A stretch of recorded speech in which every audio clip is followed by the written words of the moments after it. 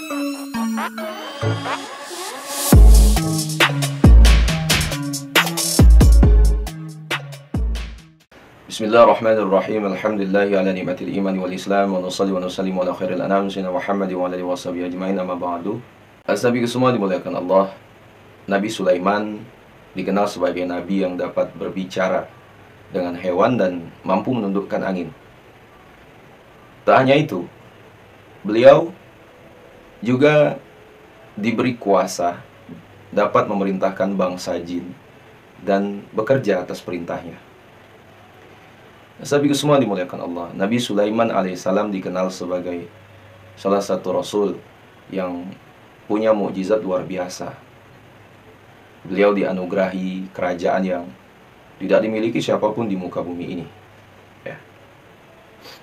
Nabi Sulaiman itu bisa menundukkan golongan jin dan bekerja atas perintahnya.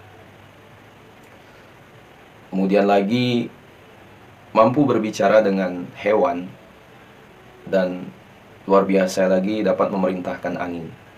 Ya. Sehingga tak heran bila Nabi Sulaiman dapat berkomunikasi dengan bangsa jin.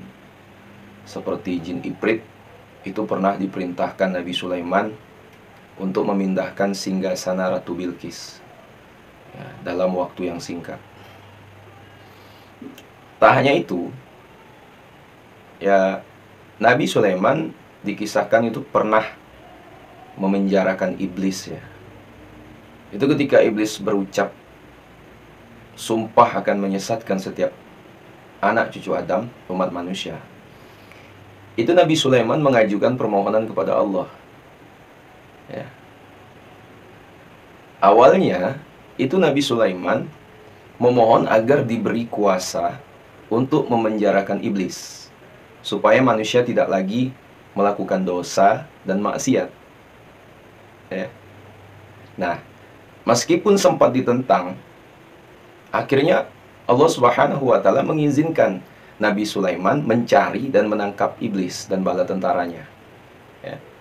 Nah, azabiku semua dimuliakan Allah. Tak lama setelah iblis dipenjara oleh Nabi Sulaiman, beliau lantas memerintahkan anak buahnya untuk pergi ke pasar menjual tas hasil kerajaan. Nah, sahabat semua, sayangnya ketika hendak menjual tas itu, anak buah Nabi Sulaiman justru tidak menemukan pasar yang buka. Ya. Hal ini membuat Nabi Sulaiman bertanya-tanya dan akhirnya memutuskan untuk mengadu kepada Allah. Ya Rob, apa yang sebenarnya terjadi? Kenapa orang-orang tidak bekerja mencari nafkah? Sahabatku semua. Sahabatku semua. Kemudian Allah menjawab bahwa semua iblis yang ditangkap Nabi Sulaiman membuat orang-orang tidak bergairah untuk mencari nafkah. Ya. Karena itulah Allah Subhanahu wa Ta'ala sempat menentang keinginan Nabi Sulaiman, ya, menangkap iblis dan bala tentaranya tidak akan mendatangkan kebaikan. Ya, iblis yang ditangkap Nabi Sulaiman tidak lagi menggoda manusia, sehingga manusia tidak lagi bersemangat mencari hal-hal yang sifatnya duniawi. Nah, azabiku semua dimuliakan Allah. Dari situlah Nabi Sulaiman mulai memahami tujuan Allah menciptakan iblis. Ya, meskipun tugasnya menyesatkan, tetapi memiliki pengaruh bagi keseimbangan dunia. Sahabatku semua, rahmati Allah Subhanahu wa Ta'ala. Ya, jadi apapun yang Allah ciptakan di muka bumi ini pasti ada tujuan, pasti ada hikmahnya.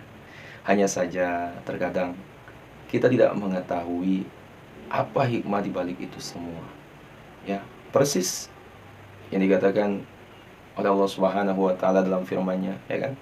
Sewaktu Nabi Adam diciptakan pertama kali itu para malaikat protes. Tapi apa jawaban Allah Subhanahu wa Ta'ala? Qala inni a'lamu ma la ta'lamun. Ya, sesungguhnya kata Allah, aku ini lebih mengetahui apa yang tidak engkau ketahui. Berarti ada hikmah di balik itu semua. Kenapa Allah Subhanahu wa taala menciptakan sesuatu? Ya, ada dinding batas. Ya, ada dinding pembatas yang terkadang kita tidak mengetahuinya, apalagi dalam hidup kita ini. Semuanya sudah Allah yang mengatur. Ya, entah itu nikmat, ujian, musibah, bala dan semacamnya lah. Itu semua bentuk ujian dari Allah Subhanahu wa taala. Apakah kita termasuk hamba yang bersyukur? Apakah kita termasuk hamba yang dapat menerima apa yang sudah Allah takdirkan kepada kita? Apakah kita termasuk hamba yang tawakal? Ya.